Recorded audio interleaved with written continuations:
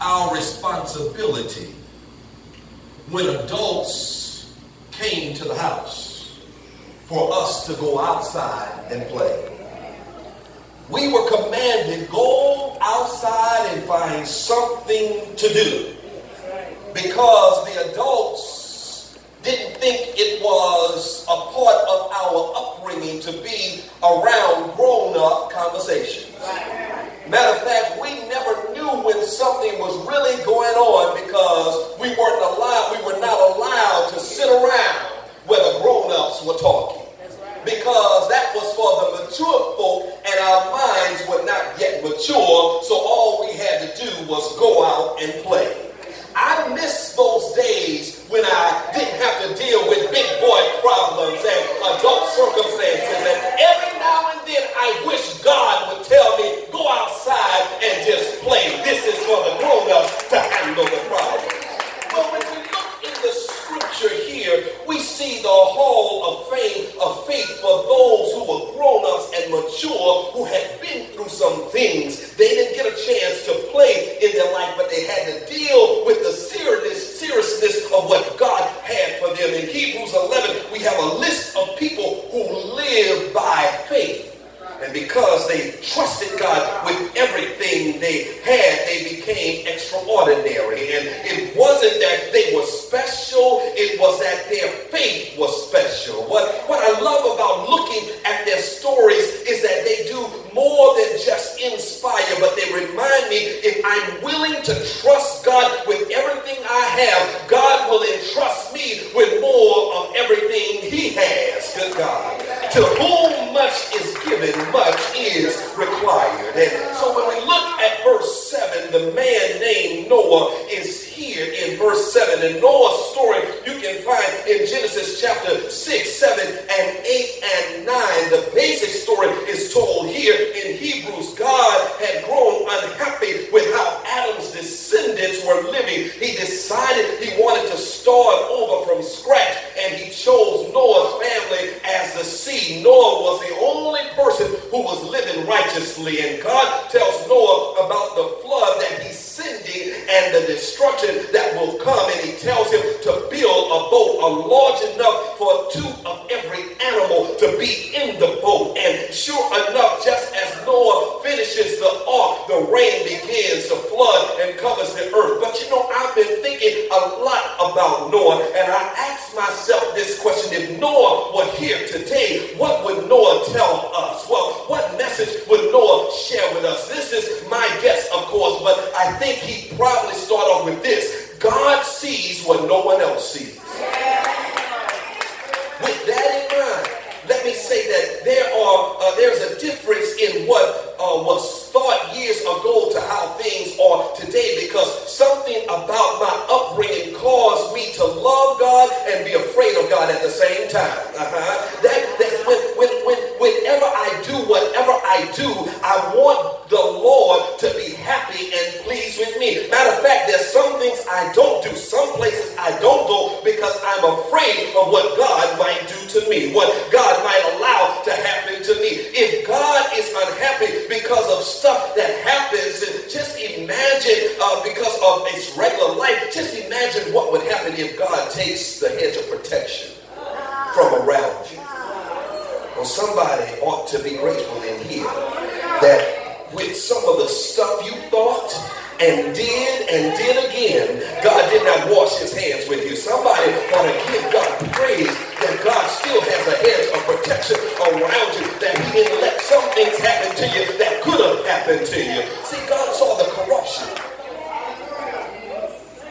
when others saw no problem. God saw injustice and greed and all kinds of horrors, and everybody else saw nothing. God also saw one man and his family. So God doesn't only see the bad, but then God sees the true people. And to everyone else, Noah was probably invisible. But to God, Noah was the most important person on the planet. And I think we are all tempted to think that God isn't watching. How could God be watching with all the injustice that is in our world today? We look around and see so much darkness, and I think we're tempted to think that our lives don't matter, that our faith is insignificant, that we can't make a difference because we are just too small. But God sees. God is not asleep. God is watching, and he cares, and he's paying attention. So know that God sees everything. I think Noah might have also shared with us that faith doesn't always make sense. Can you imagine getting the message from God to build a big boat because he was about to send a flood? To make matters worse, he was told that his boat would house 2 of every animal on the planet. Can you imagine trying to explain that? It was unthinkable, unimaginable, and unconceivable. No body of water in proximity to where Noah existed, and he really existed, had the magnitude to handle a boat of that size. God called him to do the unthinkable, and his faith in doing it didn't make sense. Never before had anything so complex, large, or massive ever been constructed in a region like that. And yet God said to him, that's exactly what I want you to do.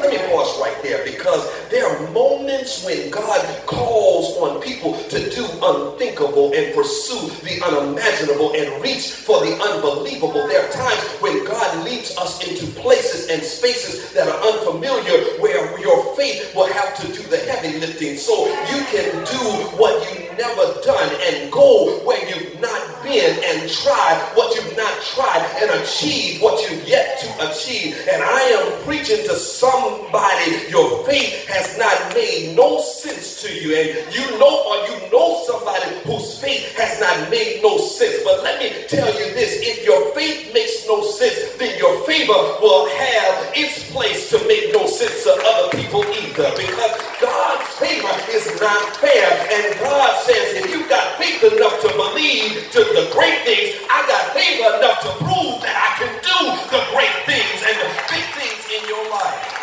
You got to trust him. I love amusement parks. And there's a physics teacher who takes his students to an amusement park every year. And it's amazing to me about amusement parks, because you wait in line an hour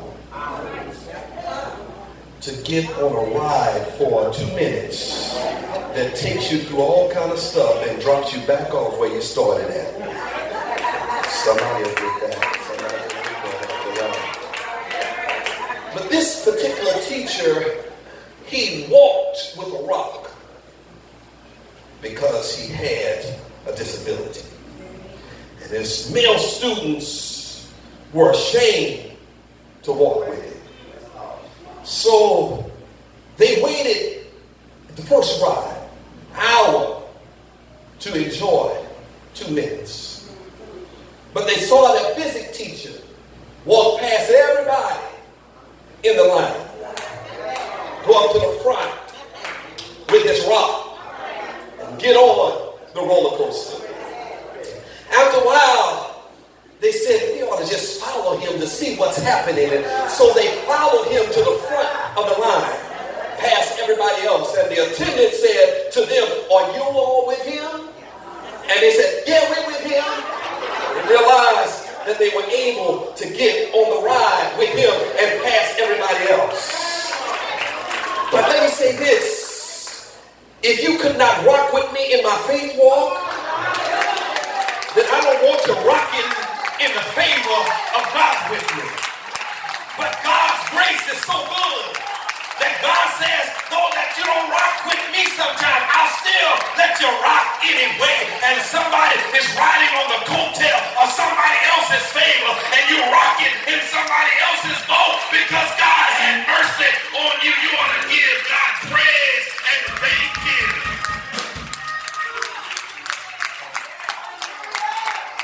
Final thing, Noah reminds us, God always proves himself true. God always keeps his promises.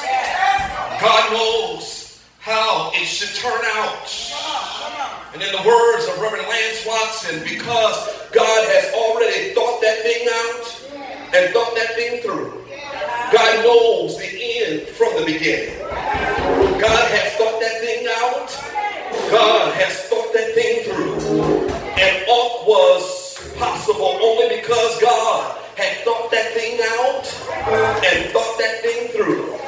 Examine the instructions God gave and the details of the nature of divine direction. God had thought that thing out and God had thought that thing through. Think about how God used Noah by himself to make it happen. Because God had thought that thing out and God had thought that thing through. God knew the dimensions needed, the materials necessary to build it, the weight load it could bear, the buoyancy necessary for it to float, all because God had thought that thing out and God had thought that thing through. And he knows the dimensions we need to be confined to and the materials that we need to survive and the weight load that we can carry and what we need to stay afloat through the rains and floods and tsunamis of life, because God has thought that thing out and God has thought that thing through. God calls us to pursue what seems unthinkable because we believe that God has thought that thing out and God has thought that thing through. God calls us to trust not in our own thinking, but in God's thinking, because God has thought that thing out and God has thought that thing through. God has considered every contingency, every scenario. Nothing takes God by surprise because God has thought that thing out and God has thought that thing through. God challenges us to go after the promise and believe through every difficulty because God has thought that thing out and God has thought that thing through. God will never steer you where God has not already seen you because God has thought that thing out and God has thought that thing through. Every struggle, every fear, every doubt, every disappointment, every breakdown, every meltdown, every letdown, every knockdown, every put down, God has thought that thing out and thought that thing through. God is telling somebody, just believe I got this thing in control because I thought that thing out and I thought that thing through. Somebody, you need to elevate your faith above the level of your anxiety because God has already thought that thing out and thought that thing through. You ought to look at your neighbor and say, neighbor, I know my God. He thought that thing out and he thought that thing through. Just do what God tells you. Stay in your lane. Stop trying to control everything. Trying to control everybody. Trying to control every outcome. Because God has already thought that thing out. And God has thought that thing through. Oh, I'm about to shout. Wait, when we met Noah, Noah was 500 years old. It took him 10 years to build the ark. It took him 10 years to build the ark. By that time, he was 530. Then, he's 600 years old before any rain. That means a minimum of 70 years he had to wait on God. 70 years of wondering, is it going to rain? 70 years of struggling with doubts and 70 years of having to listen to his critics and 70 years of having to listen to his skeptics, 70 years of having to manage his own embarrassment, 70 years of having to wait in the unbearable, 70 years to talk to himself, to remember the promise. The hardest